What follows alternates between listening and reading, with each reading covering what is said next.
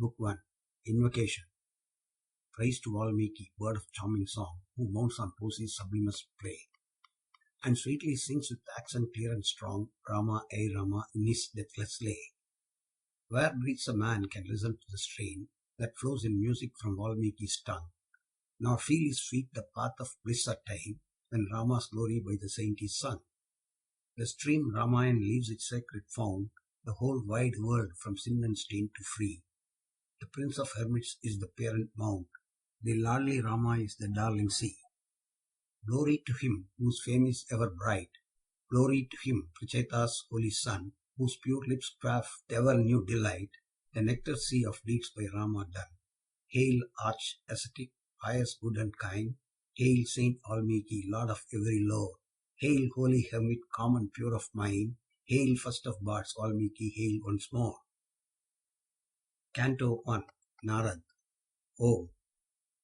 To sainted Narad, prince of those whose lore in words of wisdom flows, whose constant care and chief delight were scripture and ascetic rite, the good Valmiki first and best of hermit saints these words addressed. In all this world, I pray thee, who is virtuous, heroic, true, from his vows of grateful mind to every creature good and kind, bounteous and holy, just and wise, alone most fair to all men's eyes, devoid of envy, firm and sage, whose tranquil soul never yields to rage, whom when his warrior wrath is high, do gods embattle fear and fly, whose noble might and gentle skill the triple world can guard from ill. Who is the best of princes? He who loves his people good to see, the store of bliss, the living mind, where brightest joys and virtues shine. Queen Fortune's best and dearest friend, whose steps her choicest gifts attend, who may with sun and moon compare, with Indra, Vishnu, fire and air. Grand Saint Divine, the boon I ask, for thee I ween an easy task, to whom the power is given to know, if such a man breathe here below. Then Narad, clear before whose eye the present, past and future lie, made ready answer hermit, where are graces found so high and rare? Yet listen, and my tongue shall tell, in whom alone these virtues dwell. From old Ikshwaku's line he came, known to the world by Rama's name, with soul subdued, a chief of might, in scripture versed, in glory bright. His steps in virtue's paths are bent, obedient, pure, and eloquent. In each emprise he wins success, undying force his power confess. Tall and broad-shouldered, strong of limb, fortune has set her mark on him. Graced with a conch shell's triple line, his thread displays the auspicious sign. High destiny is clear impressed on massive jaw and ample chest. His mighty shafts he truly aims, and foemen in the battle tames. Deep in the muscle scarcely shown, embedded lies his collar bone. His lordly steps are firm and free, his strong arms reach below his knee. All fairest graces join to deck his head, his brow, his stately neck, and limbs in fair proportion set, the manliest form ever fashioned yet. Graced with each high imperial mark, his skin is soft and lustrous dark. Large are his eyes that sweetly shine, with majesty almost divine. His plighted word he never forgets, on erring sense a watch he sets. By nature wise, his teacher's skill has trained him to subdue his will. Good, resolute, and pure and strong, he guards mankind from scathe and wrong, and lends his aid, and never in vain, the cause of justice to maintain. Well has he studied over and over the Vedas and their kindred lore. Well skilled is he the bow to draw, well trained in arts and versed in law.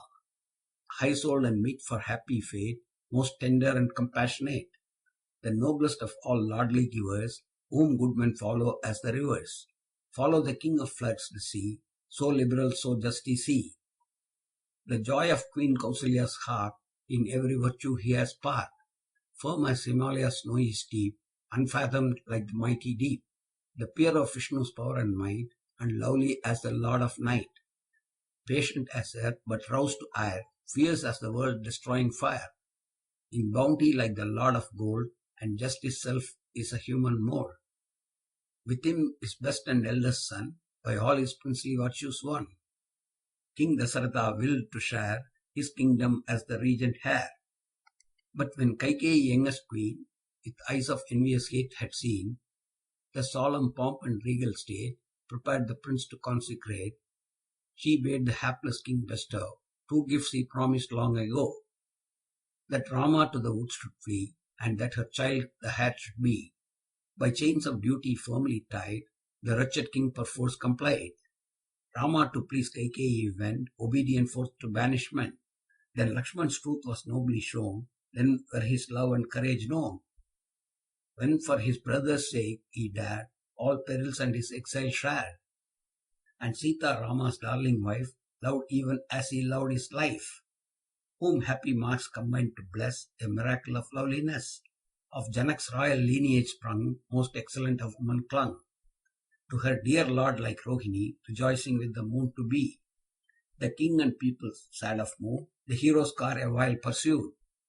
But when Prince Rama lighted down at Suruvera's pleasant town, where Ganga's holy waters flow, he bade his driver turn and go. Guha Nishada's king he met, and on the farther bank was set. Then on from wood to wood they strayed, over many a stream through constant shade, as Bharadwaja bade them till they came to Chitrakota's hill. And Rama there with Lakshman's aid a pleasant little cottage made, and spent his days with Sita dressed in coat of bark and deerskin vest. And Chitrakuta grew to be as bright with those illustrious three, and Meru's sacred peaks that shine with glory when the gods recline. Beneath them, Shiva's self between, the lord of golden beauty's queen. The aged king for Rama pined, and for the skies the earth resigned. Bharat his son refused to reign, though urged by all the twice-born train. Forth to the woods he fared to meet, his brother fell before his feet, and cried, Thy claim all men allow, O come, our lord, and who be thou? But Rama nobly chose to be observant of his sire's decree. He placed his sandals in his hand, a pledge that he would rule the land, and bade his brother turn again. Then Bharat, finding prayer was vain, the sandals took and went away, nor in Ayodhya would he stay, but turned to Nandigrama, where he ruled the realm with watchful care, still longing eagerly to learn tidings of Rama's safe return. Then, lest the people should repeat their visit to his calm retreat, away from Chitrakota's hill fared Rama ever onward till beneath the shady trees he stood of Dandaka's primeval wood. Virada, giant friend, he slew, and then Agatsya's friendship knew. Counselled by him he gained the sword, and bow of Indra, heavenly lord, a pair of quivers too that bore of arrows an exhaustless store. While there he dwelt in greenwood shade, the trembling hermit sought his aid, and bade him with his sword and bow destroy the fiends who worked them woe, to come like Indra strong and brave, a guardian god to help and save. And Rama's falchion left its trace, deep cut in Sopanaka's face, a hideous giantess who came, burning for him with lawless flame. Their sisters' cries the giants heard, and vengeance in each bosom stirred. The monster of the triple head, and Dushan to the contest sped. But they and myriad friends beside, beneath the might of Rama died, when Ravan, dreaded warrior, knew the slaughter of his giant crew. Ravan, the king whose name of fear, earth, hell, and heaven all shook to hear. He bade the friend Maricha aid, the vengeful plot his fury laid. In vain the wise Maricha tried to turn him from his course aside. Not Ravan's self, he said, might hope with Rama and his strength to cope. Impelled by fate and blind with rage, he came to Rama's hermitage. There by Maricha's magic art, he wiled the princely youths apart. The vultures flew, and bore away the wife of Rama as his prey. The son of Raghu came and found Jatayu slain upon the ground. He rushed within his leafy cot. He sought his wife, but found her not. Then the hero's senses failed. In mad despair he wept and wailed. Upon the pile that bird he laid, and still in quest of Sita strayed. A hideous giant then he saw, Kabanda named, a shape of awe. The monstrous friend he smote and slew, and then in flame the body threw. When straight from out of the funeral flame, in lovely form Kabanda came, and bade him seek in his distress a wise and holy hermitage. By counsel of this saintly dame, to Pampa's pleasant flood he came, and there the steadfast friendship won of Hanuman the wind god's son. Counselled by him he told his grief, to great Sugriva, honor chief, who, knowing all the tale before, the sacred flame alliance swore. Sugriva to his newfound friend told his own story to the end, his hate of Bali for the wrong and insult he had borne so long. And Rama lent a willing ear and promised to allay his fear. Sugriva warned him of the might of Bali matchless in the fight, and credence for his tale to gain, showed the huge fiend by Bali slain. The prostrate corpse of mountain size seemed nothing in the hero's eyes. He lightly kicked it as it lay, and cast it 20 leagues away. To prove his might his arrows through, 7 palms in line uninjured flew. He cleft a mighty hill apart, and down to hell he hurled his dart. Then high Sugriva's spirit rose, assured of conquest over his foes.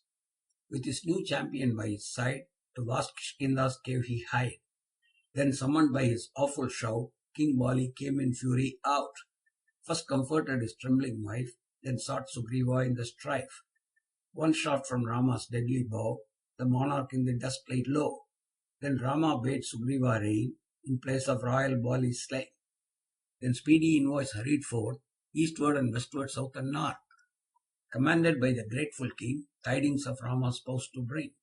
Then by Sampati's counsel led, brave Hanuman, who mocked at dread, sprang at one wild tremendous leap, 200 leagues across the deep.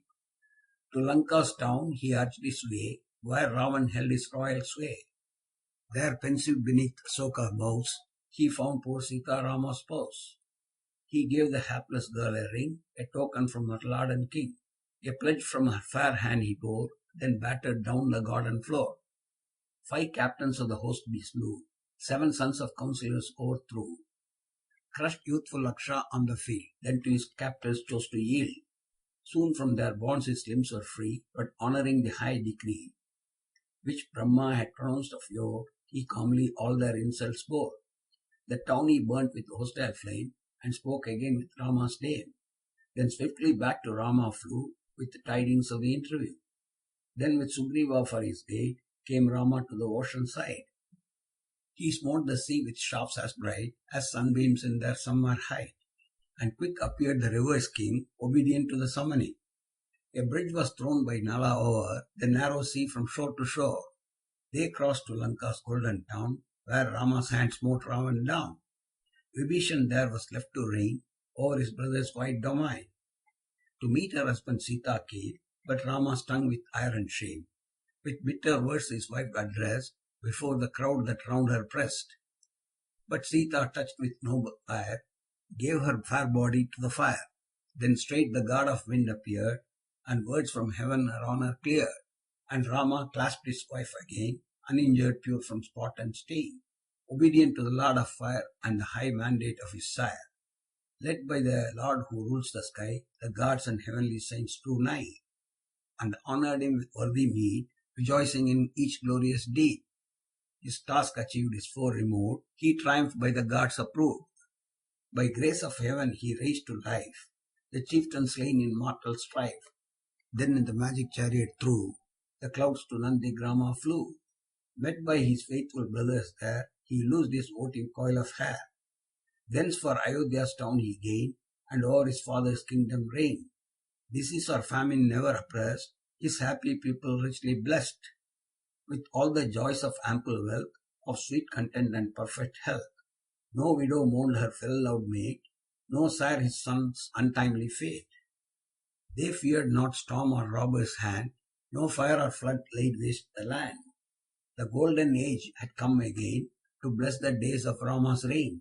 From him the great and glorious king shall many a princely scion spring, and he shall rule beloved by men 10,000 years and hundreds 10. And when his life on earth is past, to Brahma's world shall go at last. Whoever this noble poem reads, that tells the tale of Rama's deeds, good as the scriptures he shall be, from every sin and blemish free. Whoever reads this saving strain, with all his kin, the heaven shall gain. Brahmans who read shall gather hence the highest prize for eloquence. The warrior over the loud shall reign, the merchant luck in trade obtain, and Sudras listening never shall fail to reap advantage from the tale. Canto 2. Brahma's Visit. Valmiki, graceful speaker, heard, to highest admiration stirred, to him whose fame the tale rehearsed. He paid his mental worship first, then with his people humbly bent before the saint most eloquent. Thus honored and dismissed the seer, departed to his heavenly sphere. Then from his cot Valmiki hied to Tamasa's sequestered side, not far remote from Ganga's tide. He stood and saw the ripples roll, pellucids over the pebbly shore. To Bharadwaja by his side, he turned in ecstasy and cried, "See, people dear, this lovely sight, the smooth floor, shallow, pure and bright, with not a speck or shade to mar, and clear as good men's bosoms are. Here on the brink thy picture lay, and bring my zone of bark, I pray. Here will I bathe, the rill has not, to lave the limbs a fairer spot. Do quickly as I bid, nor waste the precious time, away and haste." Obedient to his master's best, quick from the cot he brought the vest. The hermit took it from his hand, and tightened round his waist the band. Then duly dipped and bathed him there, and muttered low his secret prayer. To spirits and to gods he made libation of the stream, and strayed, viewing the forest deep and wide, that spread its shade on every side. Close by the bank he saw a pair of curlews sporting fearless there. But suddenly with evil mind an outcast fowler stole behind, and with an aim too sure and true, the male bird near the hermit slew. The wretched hen in wild despair, with fluttering pinions beat the air, and shrieked a long and bitter cry, when low on earth she saw him lie, her loved companion quivering dead, his dear wings with his life blood red. And for her golden crested mate she mourned and was disconsolate. The hermit saw the slaughtered bird, and all his heart with ruth was stirred. The fowler's impious deed distressed his gentle sympathetic breast, and while the curlew's sad cries rang within his ears, the hermit sang, "No fame be thine for endless time, because, base outcast, of thy crime, whose cruel hand was fain to slay one of this gentle pair at play." Even as he spoke his bosom wrought, and laboured with the wondering thought, what was the speech his ready tongue had uttered when his heart was wrung? He pondered long upon the speech, recalled the words and measured each, and thus exclaimed the saintly guide to Bharadwaja by his side, with equal lines of even feet, with rhythm and time and tone complete. "The measured form of words I spoke, in shock of grief be termed a slok, and Bharadwaja nothing slow, his faithful love and zeal to show. Answered these words of wisdom be, thy name, my lord, as pleases thee." As rules prescribed, the hermit took some lustral water from the brook, but still on this his constant thought kept brooding as his home he sought, while Bharadwaja paced behind, a pupil sage of lowly mind, and in his hand a pitcher bore, with pure fresh water brimming o'er. Soon as they reached their calm retreat, the holy hermit took his seat, his mind from worldly cares recalled, and mused in deepest thought enthralled. Then glorious Brahma, Lord Most High, creator of the earth and sky, the four-faced god, to meet the sage, came to Valmiki's hermitage. Soon as the mighty god he saw, up sprang the saint in wondering awe. Mute with clasped hands, his head he bent, and stood before him reverent. His honoured guest he greeted well, who bade him of his welfare tell. Gave water for his blessed feet, brought offerings and prepared a seat. In honoured place the God Most High sat down and bade the saint sit nigh. There sat before Valmiki's eyes the Father of the earth and skies. But still the hermit's thoughts were bent on one thing only, all intent, on that poor Kallu's mournful fate, lamenting for her slaughtered mate. And still his lips in absent mood the verse that told his grief renewed. Oh, to the fowler's impious hand that did the deed that folly planned, that could to needless death devote the curlew of the tuneful throat. The heavenly Father smiled in glee, and said, "O best of hermits, see, a verse unconscious thou hast made, no longer be the task delayed. Seek not to trace, with labour vain, the unpremeditated strain. The tuneful lines thy lips rehearsed, spontaneous from thy bosom burst. Then come, O best of seers, relate the life of Rama good and great. The tale that saintly Narad told, in all its glorious length unfold. Of all the deeds his arm has done, upon his earth omit not one. And thus the noble life record of that wise, brave, and virtuous lord. His every act today displayed, his secret life to none betrayed. How Lakshman, how the giants fought, with high emprise and hidden thought, and all that Janak's child befell, where all could see, where none could tell. The whole of this shall truly be made known, O best of saints, to thee. In all thy poem, through my grace, no word of falsehood shall have place. Begin the story and rehearse the tale divine in charming verse. As long as in this firm set land the stream shall flow, the mountains stand, so long throughout the world be sure the great Ramayana shall endure. While the Ramayan's ancient strain shall glorious in the earth remain, to higher spheres shalt thou arise, and dwell with me above the skies. He spoke and vanished into air, and left Valmiki wondering there. The pupils of the holy man, moved by their love of him, began to chant that verse, and even more they marveled as they sang it o'er.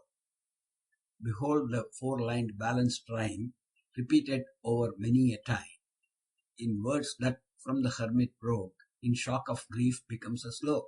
This measure now Valmiki chose, wherein his story to compose, in hundreds of such verses, sweet with equal lines and even feet. And the saintly poet, lofty soul, the glorious deeds of Rama told. End of invocation and cantos 1 and 2 of Book 1.